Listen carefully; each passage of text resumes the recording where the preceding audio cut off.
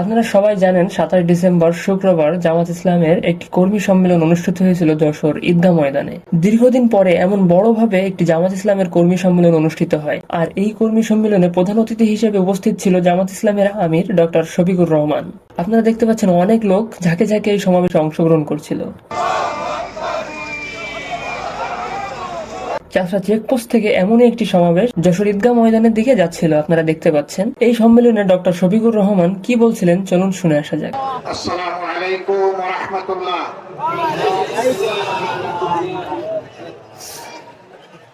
যশোরের মিষ্টিগুড়ের এলাকার মানুষ, মিষ্টি মানুষগুলো আপনারা কেমন আছেন? আলহামদুলিল্লাহ। 5 আগস্টের আগে আপনারা কেমন ছিলেন? ভালো ছিলেন না? আল্লাহ তাআলার মেহেরবানিতে এখন ভালো আছেন? আলহামদুলিল্লাহ। আলহামদুলিল্লাহি রাব্বিল আলামিন। والصلاة والسلام على رسوله الكريم وعلى آله وصحبه وأهل بيته أجمعين। বাংলাদেশ জামাত ইসলামী ঐতিহ্যবাহী যশোর জেলা শাখার উদ্যোগে আয়োজিত যশোর ঈদগাহ মাঠে আজকের এই বিশাল কর্মী সম্মেলনের সম্মানিত সভাপতি বাংলাদেশ জামাত ইসলামী যশোর জেলা শাখার সম্মানিত আমির জনাব অধ্যাপক গোলাম রসুল, বিশেষ অতিথি বাংলাদেশ জামাত ইসলামীর কেন্দ্রীয় নির্বাহী পরিষদের সম্মানিত সদস্য জনাব মোবারক হুসাইন, কর্ম পরিষদ সদস্য বিশিষ্ট আলেমে দ্বীন মুহাদ্দিস আব্দুল খালিক, মঞ্চে বসা আঞ্চলিক, স্থানীয় এবং জেলা নেতৃবৃন্দ, বন্ধু সংগঠনের ভাই ও বোনেরা, সহকর্মী বন্ধুগণ, সাংবাদিক ভাইয়েরা, আল্লাহ তাবারক তাআলার শুকরিয়া আদায় করছি। সাংবাদিকদের উপর মানুষ খেপে গেছে। আপনারা তো খেপবেন 5 তারিখের আগে, এখন 5 তারিখ চলে গেছে, এখন আর খেপেন কেন? আপনারা তাদেরকে তাদের দায়িত্বটা পালন করতে দেন, এটা তাদের পেশাগত দায়িত্ব। এখানে না দাঁড়ালে তারা ভালো করে আজকের এই সমাবেশকে ধারণ করতে পারবে না। আল্লাহ তাআলা যারা ধৈর্যশীল তাদের জন্য সুসংবাদ দিয়ে বলেছেন, ইয়া আইয়ুহাল্লাযীনা আমানুস্তাঈনু বিস-সাবরি ওয়াস-সালাহ। নামাজ এবং সবরের মাধ্যমে আল্লাহ তাআলা তার সাহায্য কামনা করতে বলেছে। এরপরে বলেছেন এইরকম যারা করবে আমি তাদের সাথে আছি, ইন্নাল্লাহা মা'আস-সাবিরিন। আপনারা কি চান না যে আল্লাহ তাআলা আপনাদের সাথে থাকুন? তাইলে আশা করি এই ভাইদেরকে আপনারা আর কষ্ট দিবেন না। তারা তাদের পেশাগত দায়িত্ব পালন করছে। এর আড়ালে যারা পড়ে গেছেন, আল্লাহ তাআলার দরবারে দোয়া করি তারা যদি চামড়ার চোখ দিয়ে আমাকে নাও দেখতে পারে, আল্লাহ যেন দিলের চোখ তাদের খুলে দেন। প্রিয় সম্মানিত ভাইরা, আমি দুঃখ প্রকাশ করছি এত বড় কর্মী সম্মেলন যশোর জেলার ভাইদের নিয়ে হলো, কিন্তু আমরা আমাদের বোনদেরকে এই ধরনের আয়োজনে আমরা সম্পৃক্ত করতে পারলাম না। ভবিষ্যতে ইনশাআল্লাহ আমরা চেষ্টা করব। ভাইরা যারা এসেছেন তারা মনের পকেটে নিজের পুরা নিয়ে যাবেন এবং বোনদের জন্য কিছু নিয়ে যাবেন, পরিবারের সবার জন্য নিয়ে যাবেন, সমাজের জন্য, আপনজন প্রিয়জনের জন্য নিয়ে যাবেন। তাহলে ঘাটতি ইনশাআল্লাহ কিছুটা পূরণ হবে। আমার প্রিয় সম্মানিত ভাই ও বোনেরা, বাংলাদেশ আমাদের প্রিয় দেশ। আল্লাহ তাআলা মেহেরবানি করে এই দেশের আমাদেরকে জন্ম দিয়েছেন। সুজলা সুফলা আমাদের প্রিয় দেশ। মাটির উপর সবুজ, মাটির নিচে খনিজ পদার্থ, জল ভরা, পানি ভরা। আল্লাহ তাআলা অনেক নিয়ামত আমাদেরকে দিয়েছেন। এদেশের বাতাসেও নিয়ামত, কিন্তু আমাদের কিসমতের একটা জায়গায় ঘাটতি রয়ে গিয়েছে। এটি আমাদের কারণে। এটি হচ্ছে আমরা সৎ নেতৃত্বের, আমানতদার নেতৃত্বের নিয়ামত থেকে এই জাতি এখনো বঞ্চিত থেকে গেল। এই জায়গাটা পরিপূর্ণ না হলে আমাদের প্রিয় জাতি সত্যিকার অর্থে মর্যাদাপূর্ণ জাতি হতে পারবে না। 24 সালের 5ই আগস্টের আগ পর্যন্ত বাংলাদেশে ছিল দুঃশাসন এবং দুর্নীতিতে পরিপূর্ণ। এই দলটি অতীতে যখনই ক্ষমতায় এসেছে এদেশের মানুষের উপর প্রতিশোধ নিয়েছে। তারা দুঃশাসন এবং দুর্নীতিতে দেশকে ডুবিয়ে দিয়েছে। এবারও তার ব্যতিক্রম হয়নি, বরঞ্চ গায়ের জুড়ে একটানা 15.5 বছর গদি ছিনতাই করে দেশ শোষণ করার কারণে এবারকার যন্ত্রণাটা, এবারকার জুলুমটা ছিল যে কোনো সময়ের চাইতে অনেক বেশি। আল্লাহ তাআলার দরবারে দোয়া করি, আল্লাহ তো চাইলে যে কাউকেই হেদায়েত দিতে পারেন। আমরা তাদের জন্য আল্লাহর দরবারে হেদায়েতের দোয়া করি। নিজেদের জন্য আমরা আল্লাহর দরবারে কামিল হেদায়েত ভিক্ষা চাই। আল্লাহ যেন আমাদেরকে কামিল হেদায়েত নসিব করেন। বাংলাদেশের সমস্ত মানুষকে যেন হেদায়েতের জন্য আল্লাহ কবুল করেন। প্রিয় ভাইরা, তারা কি করেছে নিশ্চয়ই আমি আসার আগে সহকর্মীদের মুখ থেকে আপনারা সব শুনেছেন। আমি ওই কথাগুলো বলে আমার সময় আর নষ্ট করতে চাই না। শুধু আল্লাহর শুকরিয়া এতটুকু আদায় করতে চাই যে কল্পনাও করে নাই বাংলাদেশের মানুষ, বিশ্বের মানুষ, যে এই ধরনের একটি ফ্যাসিবাদী রেজিম, একটি শাসক এই বছরের আগস্টের 5 তারিখ শেষ হয়ে যাবে। এটা কেউ আমরা কল্পনা করি নাই। আসমান জমিনের মালিক বাংলাদেশের জনগণকে, মজলুম জনগণকে এটা উপহার দিয়েছে। আলহামদুলিল্লাহ রাব্বিল আলামিন। এর সমস্ত কৃতিত্ব আল্লাহ তাআলা। জমিনের কৃতিত্ব 18 কোটি মানুষের, মজলুম মানুষের। নেতৃত্বের কৃতিত্ব আমাদের গর্বের সন্তানদের। যারা রাস্তায় নেমেছিল তাদের একটি দাবি আদায়ের জন্য, কোটা সংস্কারের দাবিতে। এই দাবিতে সরকার পুরানা কায়দায় গায়ের জোরে হেলমেট এবং হাতুড়ি বাহিনী পাঠিয়ে গুলি আর বন্দুক দিয়ে দমন করতে চাইল। রংপুরে আমাদের একটি সন্তান, সে বুক খুলে ডানা মেলে দাঁড়িয়ে বলেছিল, বুকের ভিতরে তুমুল ঝড়, বুক পেতেছি গুলি কর। তার আত্মবিশ্বাস ছিল। সে সঙ্গত, ন্যায়সঙ্গত দাবিতে ছাত্র সমাজের সাথে রাস্তায় নেমেছে, যুব সমাজের সাথে রাস্তায় নেমেছে। তার দেশের পুলিশ তার মুখে গুলি করবে না, কিন্তু দুর্ভাগ্য, স্বৈর শাসকের নির্দেশে পুলিশ পরপর 3টি গুলি করে তাকে শেষ করে দিল। আল্লাহ তাআলার দরবারে দোয়া করি, আল্লাহ তাকে এবং তাদের এই দাবি আদায়ে জনগণকে মুক্তি দেওয়ার জন্য এই সংগ্রামে যারাই জীবন দিয়েছে আল্লাহ তাদেরকে শহীদ হিসাবে কবুল করুন। তাদের পরিবারকে আল্লাহ তাআলা উত্তম ধৈর্য ধারণের তৌফিক দান করুন। যারা আহত হয়েছে, পঙ্গু হয়েছে, আল্লাহ তাআলা তাদের প্রশান্তির হাত বুলিয়ে দিন এবং সেই সাথে তাদেরকে সুস্থতার পূর্ণ নিয়ামত আল্লাহ তাআলা দান করুন। পরিশেষে যারা রাস্তায় নেমেছিলেন বুক পেতে, তাদের বীরত্বগাথার জন্য তাদের প্রতি গভীর কৃতজ্ঞতা জানাচ্ছি, অভিনন্দন জানাচ্ছি। প্রিয় ভাইরা, নেতৃত্বের এই গৌরব আমাদের সন্তানদের শুধু নয়, আমাদের, কারণ তারা তো আমাদেরই সন্তান। বাবার জন্য সন্তান যখন কোন কৃতিত্ব গৌরব বয়ে আনে, কার্যত এর সিংহভাগের অংশীদার হয় সেই বাবা মা।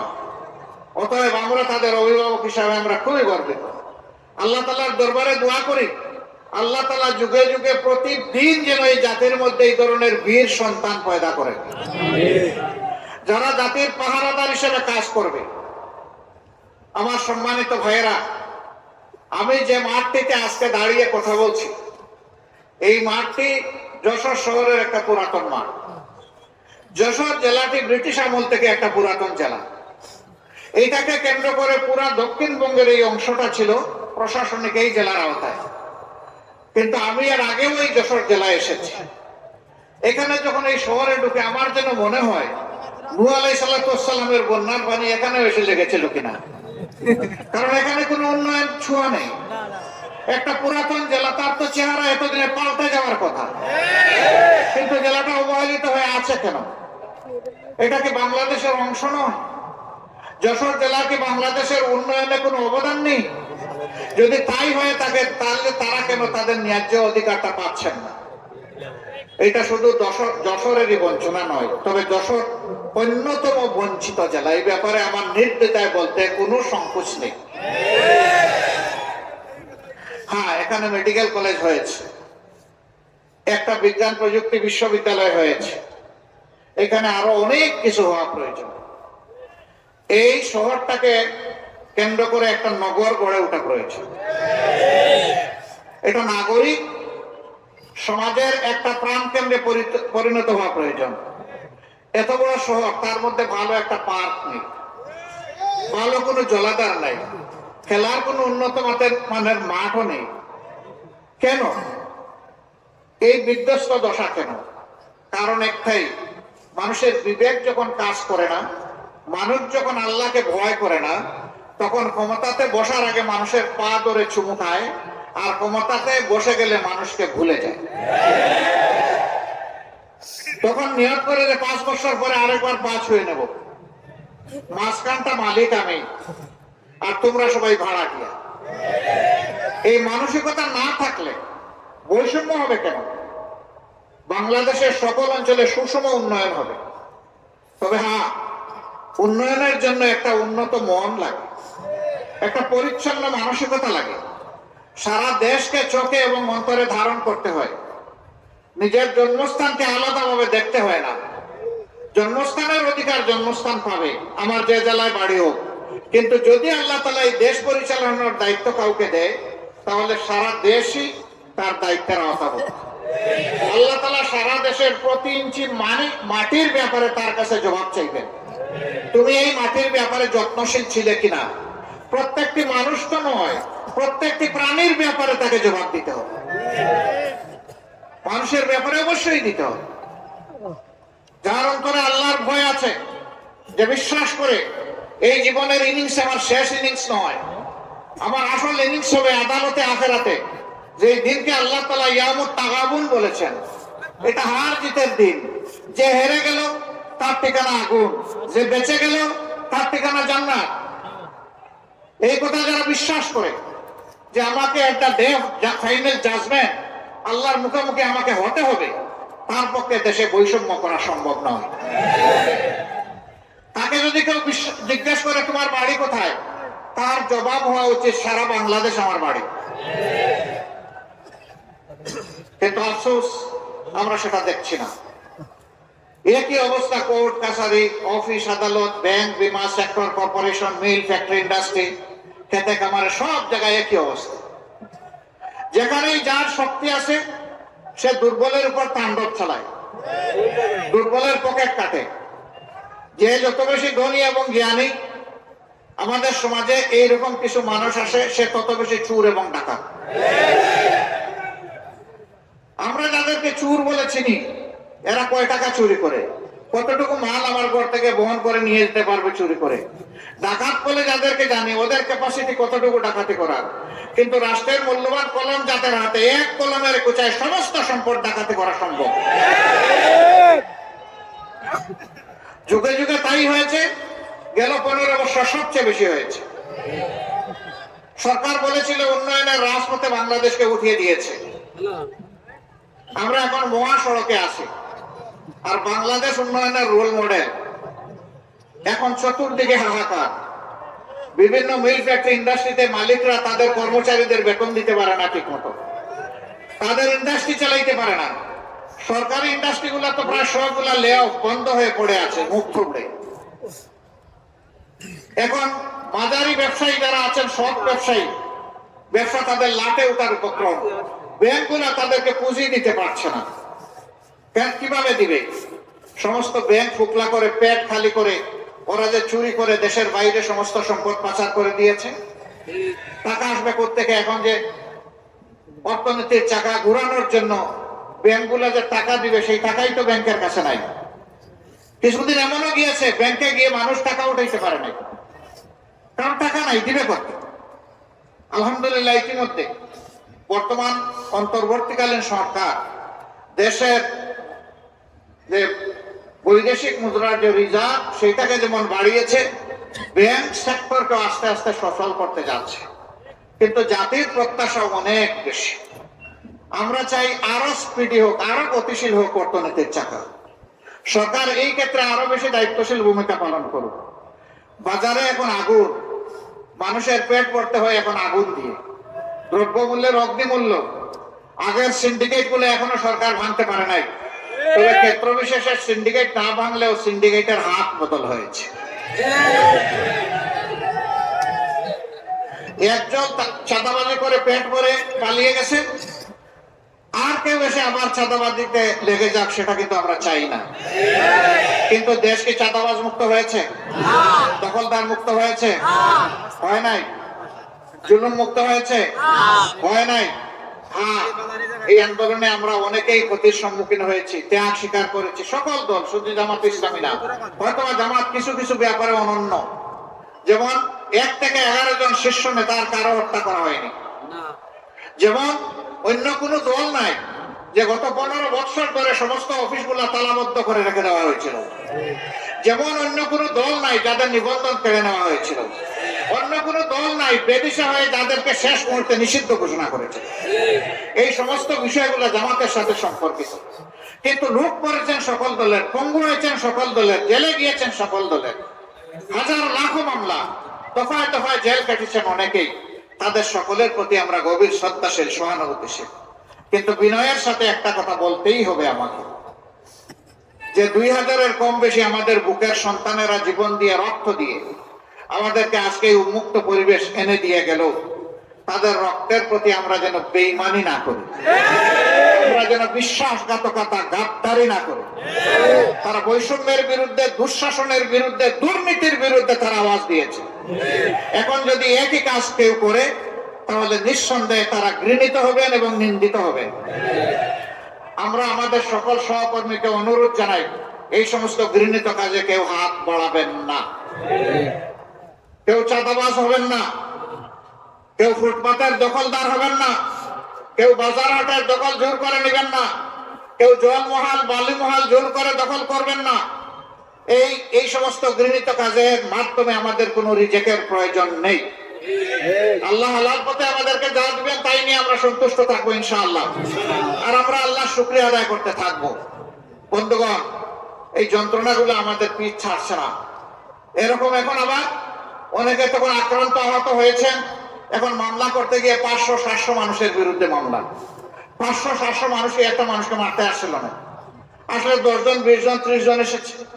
আমরা এই পরিবর্তনের সাথে সাথে বলেছি, অবশ্যই অন্যায়ের প্রতিকার চাওয়ার আইনগত বৈধ নাগরিক অধিকার সকলের আছে, কিন্তু সাবধান, কোনো নিরীহ মানুষকে মামলার আসামি করবেন না। আমাদের সংগঠন কোথাও কোনো নিরীহ মানুষকে মামলার আসামি করে নাই। যারা করেছেন তাদের প্রতি বিনয়ী অনুরোধ, এই মামলা দিয়ে মেহরবানি করে বাণিজ্য করে মানুষকে হয়রান করবেন না।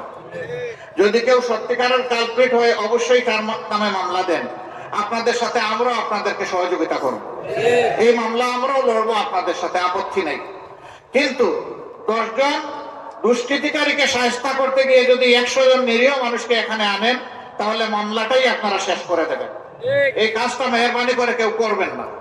সম্মানিত ভাইয়েরা, এই বাংলাদেশে সবচেয়ে বেশি ক্ষতি হয়েছে আমাদের শিক্ষার ক্ষতি। আজকে আমাদের যুবক যুবতীরা মাস্টার্স, গ্রাজুয়েশনের সার্টিফিকেট নিয়ে তারা এখন দুয়ারে দুয়ারে ঘুরে তাদের কাঙ্ক্ষিত একটা চাকরি তারা পায় না। দুটি কারণে পায় না। একটা কারণ হলো, একটা গোষ্ঠীর কাছে সমস্ত মানুষের কিসমত হাইজ্যাক হয়ে গিয়েছিল। এই গোষ্ঠী বাংলাদেশকে তাদের জমিদারি মনে করত। তাদের আনুগত্য যারা করবে না, তাদের জন্য এই দেশে বাঁচার কোনো অধিকার ছিল না। তাদের হাবভাবটা এরকম ছিল বন্ধুগণ। এখন তারা বিদায় নিয়েছে, এখন তো সেইটা থাকা উচিত নয়। কিন্তু শিক্ষা ব্যবস্থার যে বিধ্বস্ত অবস্থা, শিক্ষার যে মান হওয়া উচিত, বিশেষ করে নৈতিক মান থাকা উচিত, আমাদের শিক্ষা ব্যবস্থার এটা একেবারেই চলে গেছে, নাই। আমরা ইনশাআল্লাহ এই দেশটাকে শিক্ষা দিয়ে প্রথমে গড়া শুরু করবো, আল্লাহ যদি আমাদেরকে তৌফিক দেন। কারণ শিক্ষা জাতির মেরুদণ্ড। যেই জাতিতে জ্ঞানী এবং শিক্ষিত মানুষ তৈরি হয়, এই জাতি বিশ্বের দরবারে বুক উঁচু করে দাঁড়ায়। আর যেই জাতিতে জ্ঞানী এবং শিক্ষিত মানুষ থাকে না, এই জাতি সবসময় বিশৃঙ্খলা এবং বিপর্যয়ের মধ্যে পড়ে থাকে। আমরা আমাদের জাতিকে আর বিশৃঙ্খলায় ফেলতে দিব না কাউকে ইনশাআল্লাহ। আমরা এমন শিক্ষা উপহার দিতে চাই যে আমাদের সন্তানেরা শিক্ষার পাঠ চুকিয়ে যখন বের হবে, সাথে একটা সার্টিফিকেট নিয়ে শুধু বের হবে না, সাথে একটা কাজ নিয়ে বের হবে ইনশাআল্লাহ। আমরা আমাদের যুবক যুবতীদের হাতকে কর্মীর হাতে পরিণত করতে চাই। সেই কর্মীর হাতগুলো এক মোহানা এনে আমরা আমাদের দেশকে গড়তে চাই, সামনের দিকে নিয়ে যেতে চাই, এবং এইভাবেই ভবিষ্যতে এই জেনারেশনের হাতে বাংলাদেশের দায়িত্ব আমরা তুলে দিতে চাই। আমাদের এই বক্তব্যকে কেউ কেউ বিকৃত রুচিবোধের জায়গা থেকে প্রশ্নবিদ্ধ করেন। তারা বলেন, আপনি কি দেশের মালিককে দায়িত্ব তুলে দেবেন? অবশ্যই আমি দেশের মালিকদের একজন, কারণ এই দেশে 18 কোটি মানুষ এই দেশের মালিক। সুতরাং একথা বলার বৈধ অধিকার আমার এবং সবার আছে। যারা এটা বলে আসলে তারাই মালিক হওয়ার জন্য দুঃস্বপ্ন দেখছে। তারা চায় না আমাদের যুবকরা এগিয়ে যাক। আমাদের যুবকদের এই নেতৃত্ব তাদের পছন্দ হয়নি। যাদের পছন্দ হয়েছে তারা তাদের প্রতি অবশ্যই দায়বোধ অনুভব করে এবং কৃতজ্ঞতা প্রকাশ করে। আমরা তাদেরকে পছন্দ করেছি, তারা আমাদের গর্বের দল, তারা আমাদের বীর, আমরা তাদের জন্য গর্বিত ইনশাআল্লাহ। আমার সম্মানিত ভাইয়েরা, বাংলাদেশ জামাত ইসলামী এমন একটা রাষ্ট্রের স্বপ্ন দেখে যেই রাষ্ট্রে আকাশ এবং পাতালের ব্যবধান থাকবে না নাগরিকদের মাধ্যমে। কেউ গাছতলায় আর কেউ বীজতলায়, এটা হবে না অবস্থা।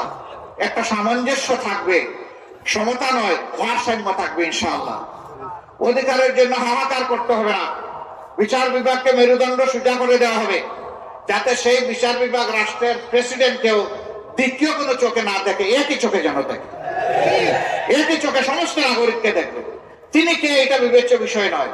তিনি অপরাধ করে থাকলে যেই অপরাধী হন তাকে বিচারের আওতায় আসতে হবে। সেই বিচার যখন কায়েম হবে, আলহামদুলিল্লাহ, ইনসাফ যদি সমাজে কায়েম হয়, তাহলে কাউকে অধিকার চাইতে হবে না। রাষ্ট্রের দায়িত্ব হবে অধিকারের খোঁজ নিয়ে যার অধিকার তার হাতে পৌঁছে দেওয়া।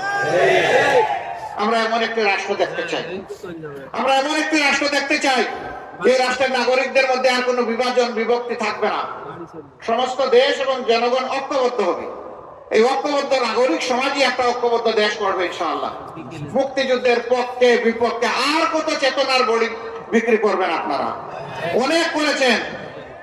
53টা বছর এই জাতির কপাল থেকে আপনারা ছিনিয়ে নিয়েছেন, জাতিকে আপনারা দাসে পরিণত করেছেন। আমরা আর কারো দাস হব না ইনশাআল্লাহ। মুক্তিযুদ্ধের চেতনা আপনাদের কোথায় যায়? যখন ভারতের প্রধানমন্ত্রী বলে বিজয় দিবসটা 16 ডিসেম্বর ভারতের বিজয়, বাংলাদেশের নামে একটা শব্দ পর্যন্ত উচ্চারণ করে না, তখন তো আপনাদের মুখে আমরা কোনো বলি দেখি না। আমরাই তার প্রতিবাদ করেছি এবং যারা দেশকে ভালোবাসে তারাও প্রতিবাদ করেছে, কিন্তু যারা চেতনা বিক্রি করেন তাদের মুখে আমরা কোনো বলি সেদিন দেখি নাই। আপনাদের এই চেতনা, আপনাদের এই ভালোবাসা আপনারা রাখেন, এখন গোটায় রাখেন। 53.5 বছর এটা আমরা দেখেছি। এখন দেশকে তার আপন গতিতে আল্লাহর রাস্তার সামনের দিকে এগিয়ে যেতে সুযোগ দিন, রাস্তা পরিষ্কার করে দিন। আরেকটা বিভাজন লাগায়, সংখ্যাগুরু সংখ্যালঘু। কিসের সংখ্যাগুরু সংখ্যালঘু? এই দেশে আল্লাহ যাদেরকে পয়দা করেছে তাদের সকলে এই দেশের গর্বিত নাগরিক। সকলের অধিকার, সাংবিধানিক অধিকার সমান। এখানে সংখ্যাগুরু সংখ্যালঘু কিসের? একটা মানুষ তার পছন্দ মতো ধর্ম সে কবুল করবে। ইসলাম ধর্ম কাউকে এই ব্যাপারে জবরদস্তি করার এখতিয়ার দেয় নাই। ধর্ম বর্ণ মিলেমিশে আমরা এই দেশে বসবাস করব। আল্লাহর কাছে যার যার জবাব দিয়ে তার তার, আরেকজনের জবাব আমাকে দিতে হবে না, আমার জবাব আরেকজনকে দিতে হবে না। সুতরাং এখানে ধর্ম নিয়ে কোনো বাড়াবাড়ি এবং বিভাজন বিভক্তি চলবে না, অধিকার খর্ব করা চলবে না। এরা এই কথাগুলো বলে কার্যত নির্দিষ্ট ধর্মের ভাই বোনদেরকে এরা ক্ষতি করেছে, শোষণ করেছে, লাঞ্ছিত করেছে। এদের অধিকার অনেক ক্ষেত্রে তারা কেড়ে নিয়েছে। কিন্তু দুঃখের বিষয়, যারা কেড়ে নেয় তাদের ব্যাপারে আওয়াজ না দিয়ে এদেশের দেশপ্রেমিক ইসলামপন্থী দলগুলোর বিরুদ্ধে আওয়াজ দেওয়া হয়। এর কারণে ডাকাতরা আরো দ্বিগুণ উৎসাহ নিয়ে ডাকাতি করে, তাদের ক্ষতি করে। আমি 13 সালে জাতিসংঘের মানবাধিকার কমিশনকে চিঠি লিখেছিলাম। আমাদের বিরুদ্ধে এই সংক্রান্ত যত অভিযোগ করা হয়েছে, আমি সেই অভিযোগের বিচার চাই। আমি চাই জাতিসংঘের অধীনে একটা নিউট্রাল ইনকোয়ারি কমিটি করা হোক। সেই ইনকোয়ারি কমিটি বাংলাদেশে আমরা আসলে আমরা সর্বাত্মক সহযোগিতা করব। ওই ইনকোয়ারি কমিটির ইনকোয়ারিতে আমিও যদি দোষী সাব্যস্ত হই, আমি আমার বিচার চাই। আমরা দেখতে চাই কারা বিভিন্ন ধর্মের মানুষের জায়গা জমি দূর করে দখল করে তাদের ইজ্জতের উপর হাত দিয়ে তাদের সম্পদ লুণ্ঠন করে তাদের ক্ষতি করেছে। আমরা শতপত্র চাই, কখন হয় নাই, এখনো দাবি করি হোক, এটা না হওয়ার চাইতে যে কোনো সময় হোক। আমরা পরিষ্কার বলতে চাই, আমাদের হিন্দু বৌদ্ধ খ্রিস্টান ভাইয়েরা যারা আছেন, আমরা যেমন দেশের নাগরিক, আপনারাও সেই দেশের নাগরিক। আর যদি কেউ আপনাদেরকে মাইনরিটি বলে, তাহলে আপনারা মুখের উপর চিৎকার দিয়ে বলবেন আমরা মাইনরিটি নই, মেজরিটি নই, সমান অধিকারের ভিত্তিতে এই দেশের নাগরিক। আমি আমার নাগরিক অধিকার চাই। আমাদের ব্যাপারে আরেকটা জুজুর ভয়, অনেকে বলেন যে জামাতে ইসলামী ক্ষমতায় গেলে মহিলাদেরকে ঘরে বন্দি করে রাখবে। বাপ এমন যে আমরা 56,000 বর্গমাইলের এই বাংলাদেশে 60,000-এর ঊর্ধ্বে গ্রাম আর 18 কোটি মানুষের ধরে নিলাম কমপক্ষে 6 কোটি ঘর আছে বা 3 কোটি ঘর আছে, হোয়াট এভার মেবি। বাপটা এমন যে আমরা 3 কোটি তালা কিনে রেখেছি আর ক্ষমতায় গেলেই সব ঘরে একটা করে তালা লাগাই দেব, মহিলারা যাতে ঘর থেকে বের হতে না পারে। এগুলো আমাদের বিরুদ্ধে মিথ্যা হবে। রাসূল করিম সাল্লাল্লাহু আলাইহি সাল্লামের সাথে যুদ্ধের ময়দানে আমাদের মারা অংশগ্রহণ করেছে, যুদ্ধ করেছেন। কঠিন বিপদে রাসূল করিম সাল্লাল্লাহু আলাইহি সাল্লামের জন্য তারা ঢাল হয়ে যুদ্ধ করেছেন। উহুদের ময়দানে কঠিন সময়ে পুরুষরা পাশে ছিলেন না, একজন মা চতুর্দিকে ঘুরে ঘুরে আল্লাহ রাসূলকে প্রোটেকশন দিয়েছেন, নিরাপত্তা দিয়েছেন। আমাদের সেই গর্বিত মা ছিলেন হযরতে মুসাইবা রাদিয়াল্লাহু তাআলা আনহা।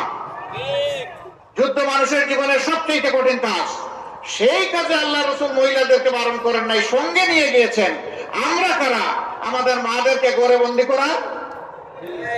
যিনি বাইরে গিয়ে দেশের উন্নয়নে অবদান রাখতে পারবেন, আগ্রহী, তার যোগ্যতা তার দক্ষতা তাকে সঠিক জায়গায় নিয়ে যাবে ইনশাআল্লাহ। তারা দুইটা বাড়তি জিনিস সেদিন বুক করবেন, একটা হচ্ছে তাদের সম্মান আর একটা হচ্ছে তাদের নিরাপত্তা। এখন সমাজে তাদের মর্যাদাও স্বীকার করা হয় না আর নিরাপত্তা তো দেওয়াই হয় না। তারা বিভিন্ন জায়গায় বিভিন্নভাবে তারা লাঞ্ছিত হন, অপদস্থ হন। যখন পুরাণিক সমাজ কায়েম হবে ইনশাআল্লাহ তাআলা লাজিম, তারা এই দেশে বসবাস করে বলবেন আমি এ দেশের একজন গর্বিত মা। সেই দিনটি আসুক, আমরা আল্লাহর দরবারে দোয়া করি। আমরা সমস্ত মায়ের জাতিকে মা হিসাবে দেখি। এক চালাক বন্ধু আমাকে একদিন জিজ্ঞেস করে স্ত্রীকে কি হিসাবে দেখবো, তারেও কি মা হিসাবে দেখবো? বলে হ্যাঁ, তারেও মা হিসাবে দেখবেন, তবে আপনার মা না, আপনার সন্তানের মা। দুনিয়ায় দুইজন মাত্র মানুষ এসেছে যারা মায়ের পেট ছাড়া দুনিয়ায় জন্ম নিয়েছেন, একজন হযরতে আদম আলাইহিস সালাম, আরেকজন তার সঙ্গে হযরতে হাওয়া আলাইহিস সালাম। আর কোন মানুষ দুনিয়া পয়দা হয়নি মায়ের পেট ছাড়া। এমনকি ঈসা আলাইহিস সালামের বাপ ছিলেন না, কিন্তু মা হযরতে মরিয়ম আলাইহিস সালাম ছিলেন। অতএব মায়ের কাছে আমরা সবাই ঋণী। আমরা আসলে আমাদের মায়ের জাতকে, মায়ের জাতের সম্মানটাই ফিরাইয়া দিতে চাই। আল্লাহ যেন সেই শক্তি আমাদেরকে দান করেন। প্রিয় ভাইয়েরা, আমরা এমনই একটি বাংলাদেশ চাই যে দেশে চাঁদাবাজদের কোনো অস্তিত্ব থাকবে না, দখলদারদের অস্তিত্ব থাকবে না, কোর্ট কাছারি আদালত কোথাও ঘুষ চলবে না। বলবেন এত অল্প বেতনে তখন চলবে কেমনে মানুষগুলো? হ্যাঁ, সেই ক্ষেত্রে বেতন বৈষম্য দূর করে সেটাকে সমন্বিত করা হবে ইনশাআল্লাহ। এখন তো বেতন দেই না বলে 100 গুণ বেশি নিয়ে যায়, তখন দ্বিগুণ বাড়াই দিলে মানুষ শান্তির সাথে এই দেশে বসবাস করবে ইনশাআল্লাহ। সবাইকে তার কাজের ব্যাপারে মূল্যায়িত করা হবে ইনশাআল্লাহ। আমরা এমন একটি দেশ চাই যে এই দেশ হানাহানের দেশ হবে না, মানবিক বাংলাদেশ হবে। তবে নিঃসন্দেহে এমন একটি দেশ চাই যারা ফেসিবাদের কাছে মাথা নত করবেন না, যারা কোনো আগ্রাসী সাম্রাজ্যবাদ মেনে নেবে না, দুনিয়ার সমস্ত দেশ হিসাবে বন্ধু হিসাবে দেখবে, কাউকে প্রভুর জায়গায় বসাবে না। এমন একটি জাতি আমরা গড়তে চাই। আপনারা কি সেই জাতি গড়তে চান? শিওর? বাংলাদেশ জামাত ইসলামী অঙ্গীকারবদ্ধ। আপনাদেরকে হাত মজবুত করতে হবে, দিল শক্ত করতে হবে, কদম চালু করতে হবে, দৃষ্টি প্রসারিত করতে হবে এবং হৃদয় প্রসারিত করতে হবে। পারবেন? বড় চ্যালেঞ্জের কথা বলে দিলাম, সহজে করা কিন্তু অত সহজ না। তবে ইনশাআল্লাহ আমাদেরকে পারতেই হবে। এই সংগঠনটি বাদ দিয়ে আর কারে নিয়ে এই দেশের মানুষ স্বপ্ন দেখবে একটু বলেন তো? কারে নিয়ে স্বপ্ন দেখবে একটা দুর্নীতিমুক্ত দেশ হবে? কারে নিয়ে স্বপ্ন দেখবে একটা চাঁদাবাজ মুক্ত দেশ হবে? কারে নিয়ে স্বপ্ন দেখবে একটা দুঃশাসন মুক্ত দেশ হবে? আপনাদের দিকে মানুষ চেয়ে আছে। বন্ধুগণ, এগিয়ে আসতে হবে। আমরা এই কাজের জন্য তৈরি আছেন? আরো কুরবানির জন্য তৈরি হন, আরো কুরবানির জন্য তৈরি হন। আপনাদের মাধ্যমে সমাজের মানুষের কাছে আমি দুই একটা জিনিস চাইবো। নাম্বার ওয়ান, আমরা যদি দেশের জন্য জাতির জন্য কাজ করি, আমরা আপনাদের একটু ভালোবাসার কাঙ্গাল, আপনারা যেন আমাদেরকে একটু ভালোবাসা উপহার দেন। নাম্বার টু, ভালোবাসার সাথে আপনাদের জন্য একটু সমর্থন এবং সহযোগিতা পাই। নাম্বার থ্রি, সমর্থন সহযোগিতার পাশাপাশি জাতীয় চ্যালেঞ্জ মোকাবিলায় আপনাদেরকে যেন আমরা আমাদের পাশে পাই।